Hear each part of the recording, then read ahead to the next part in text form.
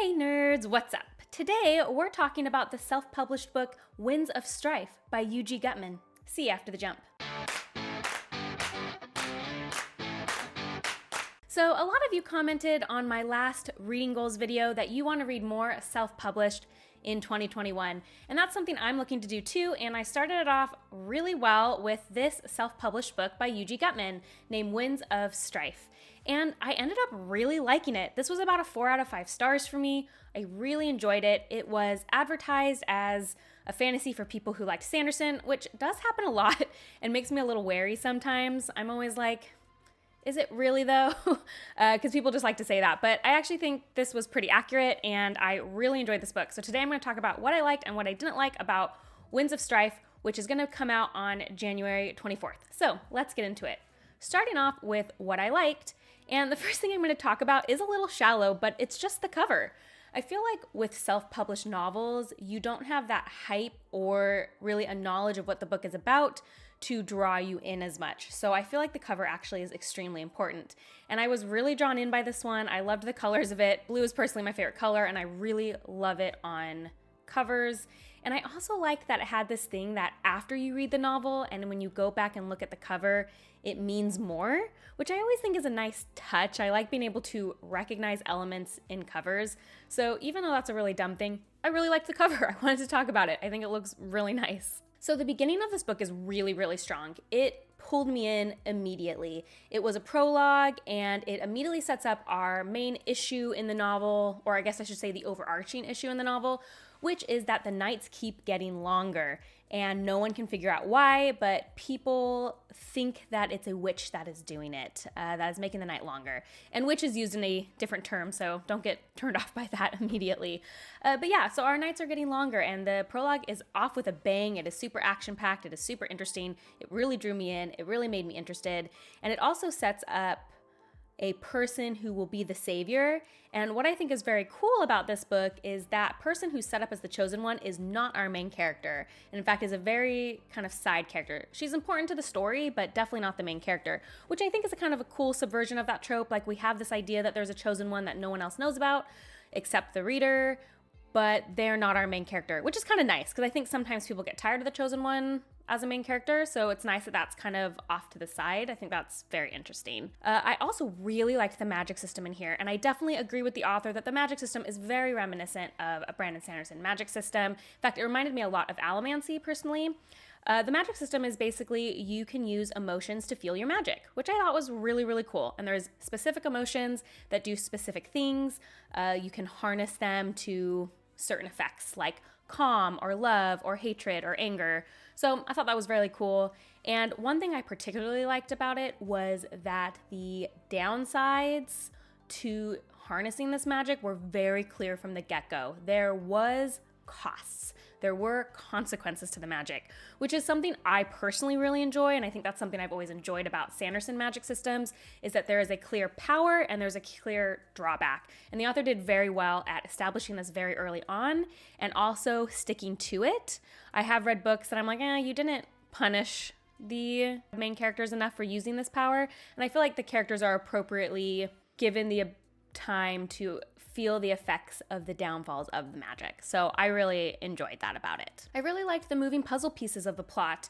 I liked that there was a lot of political motivations and every character had their own motivations that were very clear and very understandable. There was never just like a villain to be a villain. You understood why they were doing what they were doing, which is very interesting.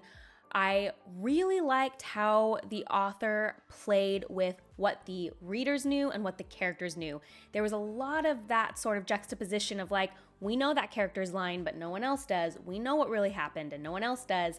And he does it in such a good way because it doesn't become frustrating. Something I've noticed in some books when I know too much and other characters don't and they're acting in ways because they don't know, I just get so frustrated, but it wasn't. It was just really cool instead. You're like, oh man, they don't know that, they don't understand what really happened, and now they're acting weird and differently than I would because I know more. And it was just really cool. It kept me very engaged to try to figure out would these main characters ever figure that out or not, and I think that's played with very, very well, and I liked that. Additionally, pretty much every character in this book is morally gray. We don't get too many like straight up good characters. They're complex and there's kind of a lot going on behind the scenes, which I enjoyed. He didn't do it overhandedly, I would say. It wasn't like, man, there's nobody to root for. I was still rooting for some of those characters that weren't the best of people. I enjoyed them, and I really liked that. It was just kind of something different than I've been reading recently, which felt good. My favorite character was Glitter, actually, which I feel like probably no one else feels that way, but that's typical. I always latch on to these kind of weird characters in books. But I liked Glitter, not because she was a good person. She wasn't. She did a lot of bad things, but she just felt very full to me. She felt developed as a character. And in fact, I actually just liked her whole team. It was her and Cobb and Haynock and Kieran. They felt like a team, which is something I've talked a lot about in my video on duos. Sometimes when you read a book, it tells you people are a team, but you don't really feel it. And in this one, I felt it. They interacted like a team. They interacted like people who knew each other really well. And I just loved every scene with them. I loved their purpose. I loved what they did. I loved how they interacted with each other and played off each other and fought with each other and loved each other. It just was very realistic, and I liked them so much as a team, and I liked her as a character. She was definitely doing some stuff she should not have been doing that I did not agree with, but I just liked the way it played out, and I enjoyed that a whole bunch. Also, the ending of this book was super, super strong. I love that we felt real consequences at the ending for the characters' actions. It was done very excellently. It was very exciting. It was a very good climax, and the epilogue was so out of left field. It shocked me so much, really got me wanting more. I was like, well, now what's gonna happen? Like, it really shocked me. I didn't see it coming, but not in a bad way where I was like, this is out of left field, in just a really good way and not what I expected. Like, I really enjoyed that. And you know what? I'm gonna read the next one when it comes out, which is saying a lot because I've just read a lot of firsts in the series where I'm just kind of ambivalent and I'm like, maybe I'll read the next one. But this one I was like, I wanna know what happens. I'm gonna read it. So I think that's like a pretty high praise just because I do want to read it, but it wasn't without its problems. I'm going to talk a little bit about what I didn't like about this novel now, even though it didn't hurt it enough for me not to enjoy it. The first complaint I have is something I've actually noticed in a lot of self-pub novels where it's just like a teensy bit repetitive. I think an editor could have pared down some of his descriptions of the magic system.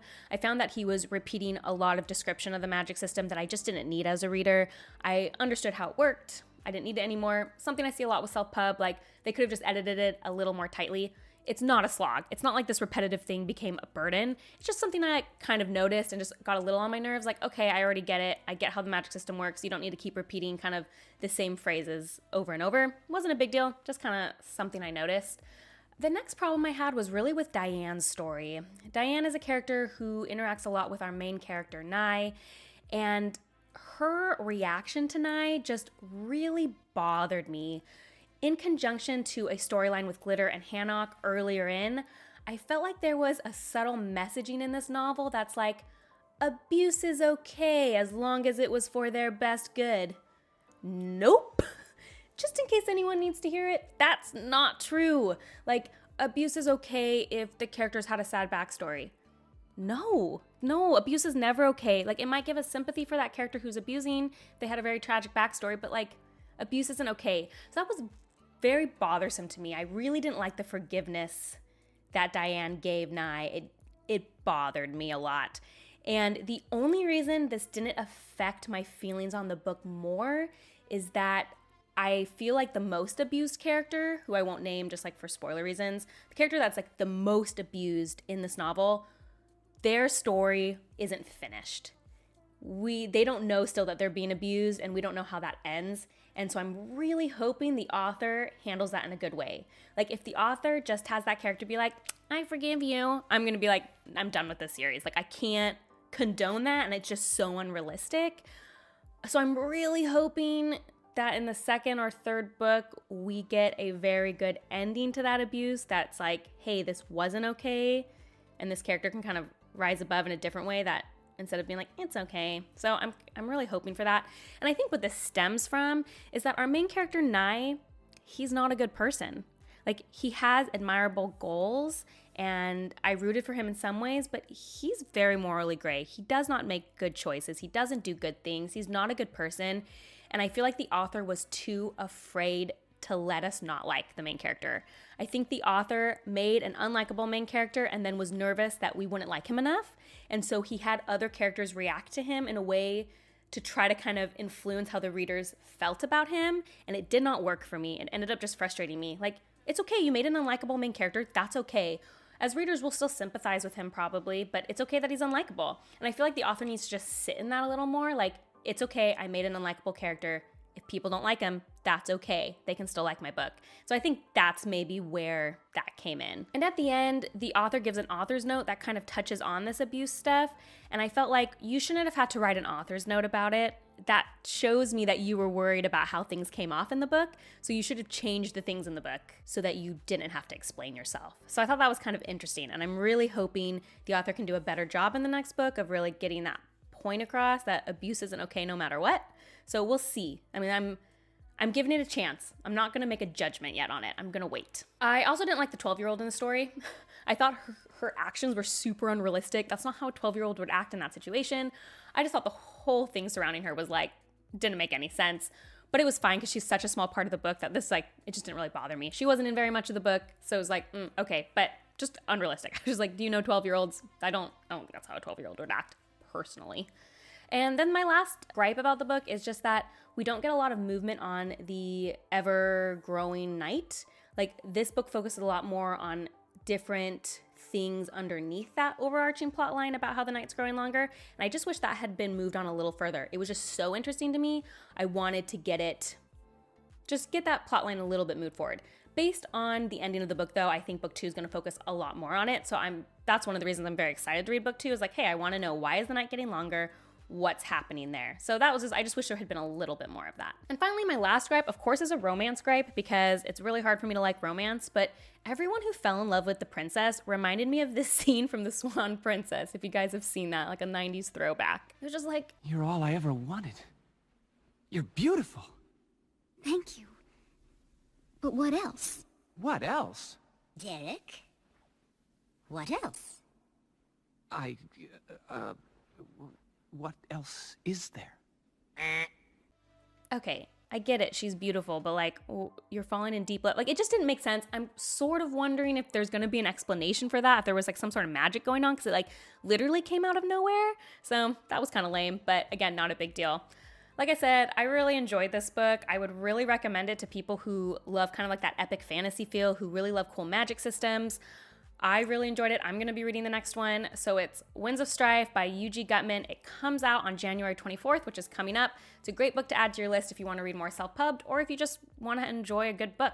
And also let me know of any other self-published books you've picked up recently and have enjoyed, because I really want to start adding more to my book list to read. And as always, if you like this video and want to see more, please like and subscribe. And if you want to see what I'm currently reading, you can check me out on bookborn.reviews on Instagram. I'll see you next time. Bye.